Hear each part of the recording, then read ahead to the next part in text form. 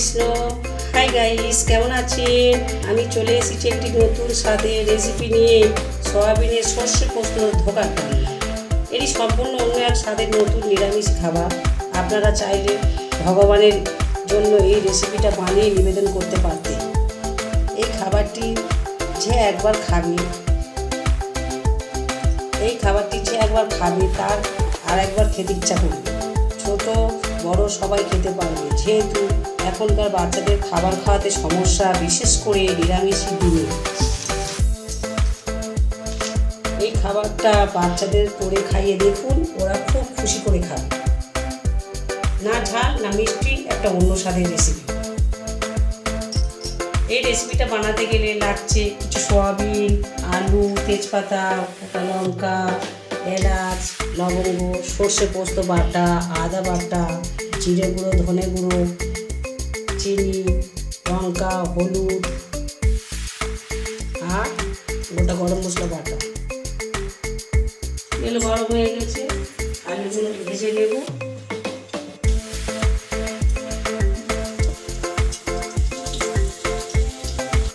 আলু ভাজা হয়ে গেছে, এবার আলু ভাজাগুলো তুলে নেব প্লেটে। আলুগুলো ভাজা হয়ে গেছে, তুলে নিয়েছি। এবার সয়াবিনগুলো ভাজবো, একটু লবণ মাখিয়ে নিতে হবে, একটু হলুদ মাখিয়ে নিতে হবে।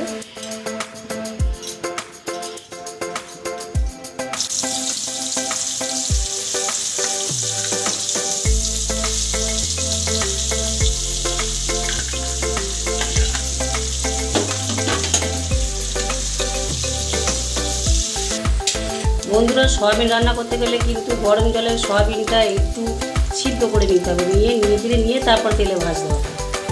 ভাজা হয়ে গেছে, এবার আমি তুলে নিয়েছি সয়াবিনগুলো। এবার এই তেলে তার একটু তেল দেবো, দিয়ে মশলাগুলো ভাজবো। তেল গরম হয়ে গেছে, এবার তেজপাতা দিয়ে দেবো, এলাচ দেবো, আর একটু চিনি।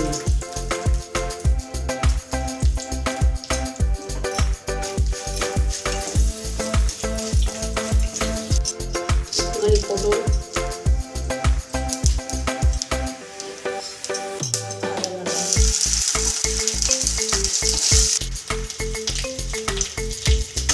হলুদ গুঁড়ো, লঙ্কা গুঁড়ো,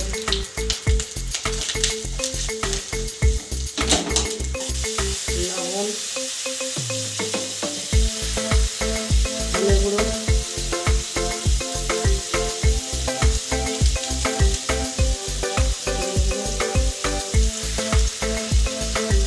মশলা হয়ে গেছে। এবার আলুগুলো দেবো,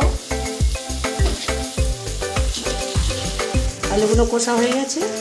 এবার সয়াবিনগুলো দেবো, দিয়ে একটু নাড়বো। বন্ধুরা দেখছেন কষা হয়ে গেছে, এবারে জল দেবো, দিয়ে আধ ঘন্টার মতো চাপা দেবো।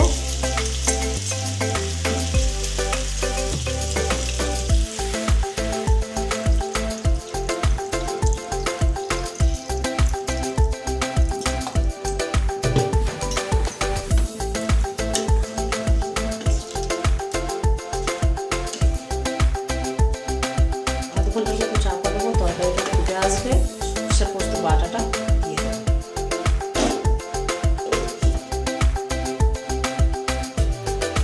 তরকারি ফুটছে, এবার সেই সর্ষে পোস্ত বাটা ছিল সেটা এবার দিয়ে দেবো।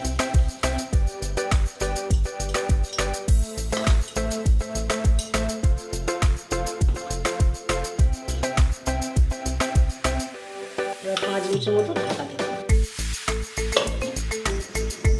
হয়ে গেছে গাইস, দেখছে এর মধ্যে থেকে একটা সুন্দর বার হয়ে গেছে। এবার গ্যাস অফ করে দেবো।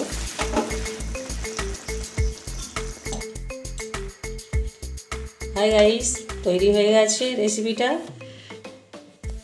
আপনাদের যদি আমার পেজটি ভালো লাগে, দয়া করে একটি লাইক দিয়ে দেবেন।